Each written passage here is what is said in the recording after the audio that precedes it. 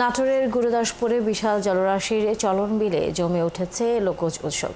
নৌকা বাইচ দেখতে চারদিক থেকে ভিড় জমিয়েছেন হাজারো মানুষ। দীর্ঘ সারি দিয়ে দাঁড় করানো রঙিন পালতোলা ও বৈঠা চালিত নৌকা, ঢাক ঢোল শিঙ্গা আর উচ্ছ্বাসে মুখর দর্শক শ্রেণী। বুলবুল আহমেদের প্রতিবেদনে বিস্তারিত। নাটোরের গুরুদাসপুরের চলনবিলে অনুষ্ঠিত হয়েছে ঐতিহ্যবাহী নৌকাবাই।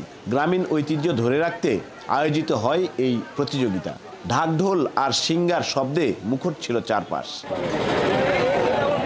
বাইচে অংশ নেয় নাটোরের আশপাশের বিভিন্ন জেলার দক্ষ মাঝির দল।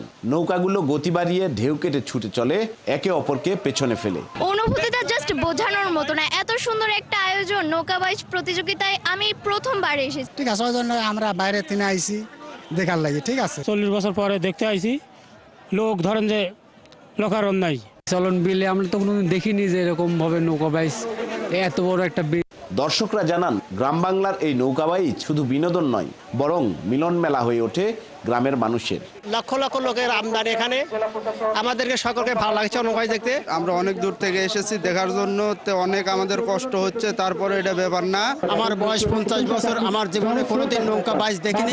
এই আমি প্রথম নৌকা বাইচ উপভোগ করেছি। চলনবিলের নৌকাবাই শুধু প্রতিযোগিতা নয়, এটি ছিল বাংলার লোকজ সংস্কৃতির নতুন প্রজন্মের কাছে পৌঁছে দেওয়ার এক অনন্য উৎসব। বুলবুল আহমেদ, ৭১, নাটোর।